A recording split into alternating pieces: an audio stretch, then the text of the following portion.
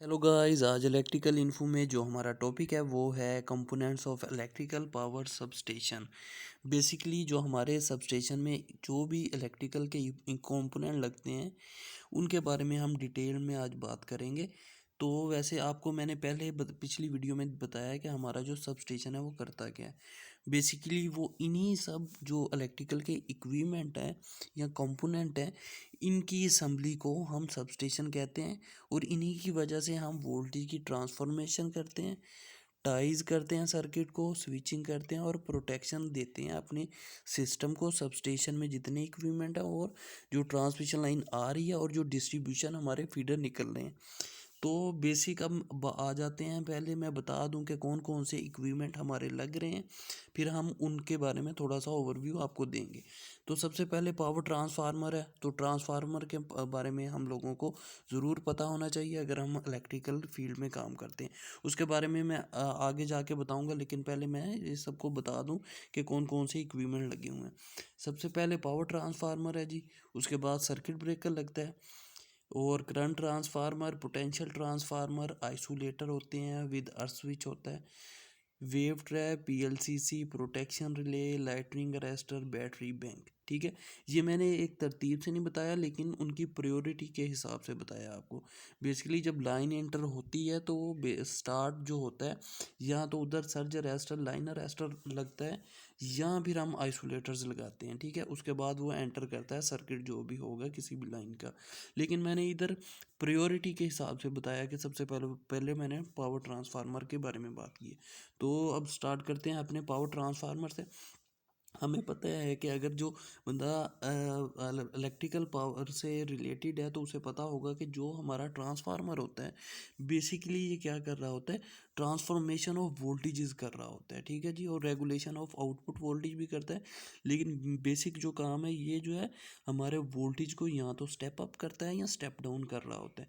तो जो distribution transformer होंगे तो ये जो हमारे वोल्टेज को स्टेप डाउन कर रहा होता है। अगर हम सपोज करें, अगर 132 केवी का आपका सब स्टेशन है तो वो क्या कर रहा होगा, 132 केवी वोल्टेज को इस पावर ट्रांसफार्मर की वजह से स्टेप डाउन कर रहा होगा 11 केवी में, या जितने रिक्वायर्ड होंगे। तो ये बेसिकली हमारा ट्रांसफॉर्मेशन ऑफ वोल्टेज करता है ट्रांसफार्मर। ये बहुत ज़्यादा इंपॉर्टेंट इक्विपमेंट है और इसकी सेफ्टी के लिए हमने लाइटनिंग अरेस्टर और बहुत कुछ, यानी कि जैसे सर्किट ब्रेकर वगैरह, आइसोलेटर वगैरह लगाए होते हैं। ठीक हो गया। उसके बाद आ जाता है सर्किट ब्रेकर।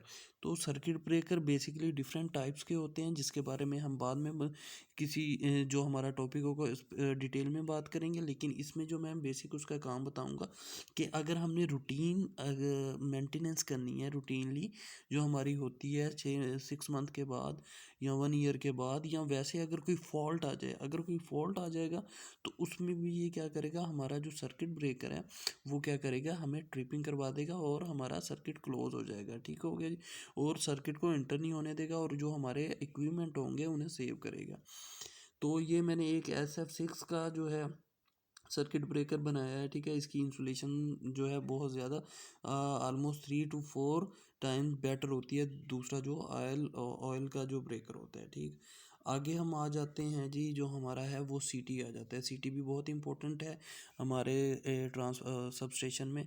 तो सीटी बेसिकली हम कहते हैं इंस्ट्रूमेंट ट्रांसफार्मर होता है, जो जिसे करंट ट्रांसफार्मर भी हम कहते हैं। तो बेसिकली ये क्या करता है, हमारे करंट की जो वैल्यू है हमें स्टेप डाउन करके वो करंट को स्टेप डाउन करता है। यानी कि अगर हमारे जो करंट वैल्यू है वो सपोज करें 600 एम्पेयर है, तो उन्हें हमारे जैसे 5 एम्पेयर में या 1 एम्पेयर में मीटर पे हमें शो करवाएगा। ठीक है, एक तो ये मीटरिंग के लिए काम आ जाएगा कि हम मेन जो 600 एम्पेयर को तो इजीली हम किसी इंस्ट्रूमेंट जो होगा मल्टीमीटर वगैरह से नहीं चेक कर सकेंगे, इसलिए उसे स्टेप डाउन करके 5 एम्पेयर या 1 एम्पेयर की फॉर्म में हम उसे देख सकेंगे कि ये कितने एम्पेयर हैं और हमारे जो पीछे वो एम्पेयर्स हैं वो ठीक हैं, यानी कि उनका प्रोपोर्शन ठीक है। और दूसरा जो इसका मेन काम है, ये प्रोटेक्शन के लिए काम करता है। ठीक हो गया, ये प्रोटेक्शन और ये रिले के साथ यानी कि मिलके ये हमारी प्रोटेक्शन जो ग्रिड की होती है उसमें बहुत प्रोटेक्शन और कंट्रोल में काम आता है। उसके बाद आ जाता है जी हमारा पोटेंशियल ट्रांसफार्मर। ये भी इंस्ट्रूमेंट ट्रांसफार्मर है, इसे पीटीबी कहते हैं, ठीक है। और सीवीटी भी इसी की एक टाइप है। तो बेसिकली इसके ऊपर एक टर्मिनल है, उधर वो कनेक्टेड होता है। और इसमें भी हम क्या करेंगे, जो मीटरिंग के लिए काम करेंगे, जो हमारे वोल्टेज हैं जैसे 132 केवी वोल्टेज है, ये इन्हें 110/√3 की फॉर्म में लेके आएगा, जिसे हम किसी भी मल्टीमीटर से या वोल्ट मीटर से चेक कर सकेंगे। और दूसरा जो इसका फंक्शन है वो मीटरिंग, वो जो है प्रोटेक्शन के लिए ये भी काम करता है। और उसके बाद आ जाते हैं जी हमारा आइसोलेटर है। तो आइसोलेटर जो है इसके नाम से पता चल रहा है कि ये आइसोलेट कर रहा है। और ये ऑफलोड डिवाइस है। और जब इसमें इसमें से करंट पास कर रहा होगा तो इसे हम जो है डिस्कनेक्ट नहीं कर सकेंगे, क्योंकि ये ऑफलोड है। और हमारा जो सर्किट ब्रेकर है वो ऑन लोड है, वो जो है अगर लोड होगा भी तो फिर भी वो ट्रिपिंग दे सकेगा, ओपन हो सकेगा।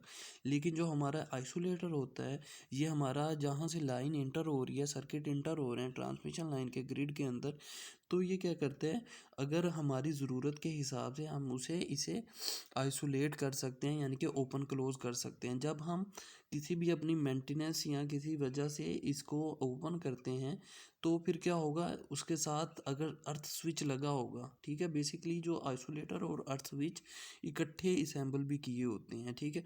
उसमें क्या होगा कि जो हमारा कोई फॉल्ट करंट होगा, तो जब हम उसे ओपन करेंगे आइसोलेटर को, तो अर्थ स्विच जो है वो लग जाएगा, और जो फॉल्ट उसमें से करंट होगा उसे वो कर देगा, ज़मीन में ग्राउंड कर देगा, ठीक हो गया।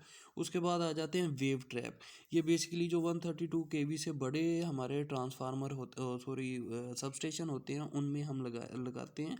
वेव ट्रैप का मेन मकसद ये होता है कि जब लाइन एंटर होती है तो उसमें हमने इन्हें लगाया होता है, ताकि ये क्या होता करें, जो हाई फ्रीक्वेंसी वेव्स होंगी, यानी कि हमारी रिक्वायर्ड 50 हर्ट्ज़ होती है, ठीक है। हमारे इधर पाकिस्तान में या इंडिया में या बांग्लादेश वगैरह में जो हमारी फ्रीक्वेंसी यूज़ हो रही होती है वो 50 हर्ट्ज़ हो रही होती है, उसी हिसाब से हमारे इक्विपमेंट डेवलप किए होते हैं।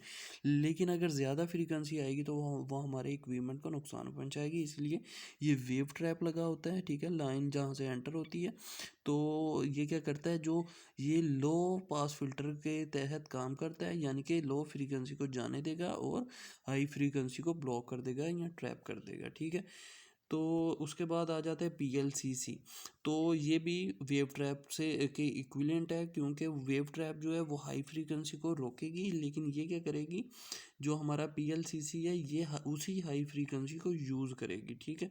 तो ये PLCC basically power line carrier communication के तौर पे काम करता है, क्योंकि जो हमारी हाई वोल्टेज के जो कंडक्टर आ रहा है या लाइंस आ रही होती हैं, तो उनसे हम डबल फ़ायदा ले रहे होते हैं। एक, उनसे पावर जो है वो यूज़ करते हैं अपने सबस्टेशन में, उन्होंने आगे सप्लाई पहुंचाते हैं कंज्यूमर एंड तक।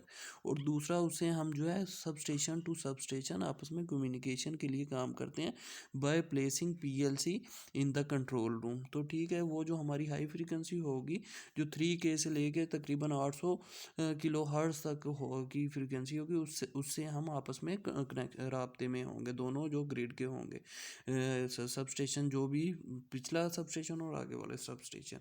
उसके बाद आ जाता है जी हमारी प्रोटेक्शन रिले। ये बहुत ज़्यादा अहम एक चीज़ है।